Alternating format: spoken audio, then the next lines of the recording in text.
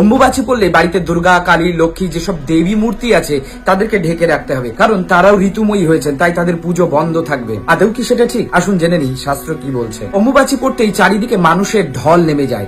চারিদিকে মন্দিরগুলোতে দেখা যায় যে কালী, দুর্গা, লক্ষ্মী বা বাড়িতে যেসব দেবী মূর্তি আছে সেগুলিকে লাল কাপড় দিয়ে বা অন্য কাপড় দিয়ে ঢেকে রাখা হয়। গত বছর সোশ্যাল মিডিয়াতে আমরা দেখেছি তুলসী দেবীকে পর্যন্ত লাল কাপড়ে ঢেকে রাখা হয়েছে। কিন্তু বিশ্বাস করুন, কোন শাস্ত্র, কোন বেদাদি পুরাণে এর কোনো প্রমাণ নেই। কোথাও বলা হয়নি যে সকল দেবী মূর্তিকে ঢেকে রাখতে হবে লাল কাপড় দিয়ে। শাস্ত্রে স্বয়ং সদাশিব বলছেন, স্বয়ং দেবাদিদেব মহাদেব বলছেন, পৃথিং ঋতুমতিং বৃক্ষ সহস্র যদি নিত্যাশা যপেদেকাগ্রহ মানসা কুলা পূজারতঃ সুদেহি। যদি দেখা যায় যে পৃথিবী ঋতুমতী হয়েছেন, অর্থাৎ অম্বুবাচী আরম্ভ হয়েছে, তাহলে সুধীজন নিত্যকর্ম জপ, কুলদেবতার পূজা সুধীজন কখনোই বন্ধ করবেন না, করবেন না, বন্ধ করবেন না। অর্থাৎ আপনার বাড়িতে থাকা দেবী অর্থাৎ কালী, দুর্গা এদের সকলের আপনি পূজা করতে পারবেন। শাস্ত্রমতে যদি 3 দিবস কোনো বিগ্রহে পূজা না হয়, তাহলে সেই বিগ্রহের প্রাণ প্রতিষ্ঠা আদি সংস্কার আছে সেগুলো বিলুপ্ত পায়। সেই বিগ্রহকে পুনঃ আবার প্রাণ প্রতিষ্ঠা করতে হবে, না হলে সেই বিগ্রহে যত পূজা অর্চন সবই বিফল।